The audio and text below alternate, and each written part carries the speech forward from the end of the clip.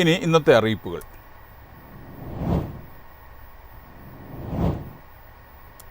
Online തട്ടിപ്പുകൾക്കെതിരെ ജാഗ്രതാ നിർദ്ദേശവുമായി Kerala police.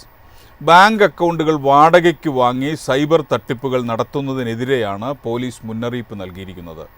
Bank അക്കൗണ്ടുകൾ വാടകയ്ക്ക് വാങ്ങുകയും അതിലൂടെ വ്യാജ ട്രേഡിംഗ് ഇടപാടുകൾ നടപ്പിലാക്കി വലിയ തുക കൈമാറുകയും ചെയ്യുന്ന സൈബർ തട്ടിപ്പ് സംഘങ്ങൾ വ്യാപകമായി കേരളത്തിൽ പ്രവർത്തിക്കുന്നതായി കേരള പോലീസ് മുന്നറിയിപ്പ് നൽകി. അക്കൗണ്ട് വാടകയ്ക്ക് നൽകുകയാണെങ്കിൽ ട്രേഡിംഗ് നടത്തി വലിയ തുക സമ്പാദിക്കാമെന്നും മറ്റുള്ള വാഗ്ദാനങ്ങൾ നൽകിയും മറ്റുള്ളവരുടെ അക്കൗണ്ടും ഫോൺ നമ്പരും കൈവശപ്പെടുത്തിയുമാണ് ഓൺലൈൻ തട്ടിപ്പ് നടത്തുന്ന സംഘം വ്യാപകമാകുന്നത്. സ്വന്തമായി ബാങ്ക് അക്കൗണ്ടും ഗൂഗിൾ പേ അക്കൗണ്ടും ഉള്ളവർക്ക് ജോലി നൽകുന്നതാണ് തട്ടിപ്പ് സംഘത്തിന്റെ മറ്റൊരു രീതി.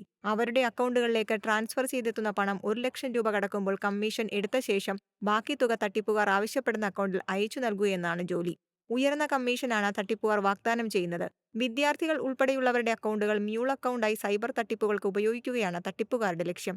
ഇത്തരം തട്ടിപ്പുകൾ ശ്രദ്ധയിൽപ്പെട്ടാൽ വിവരം 1930 എന്ന നമ്പറിൽ അറിയിക്കേണ്ടതാണെന്ന് കേരള പോലീസ് അറിയിച്ചു. News desk MyFin TV.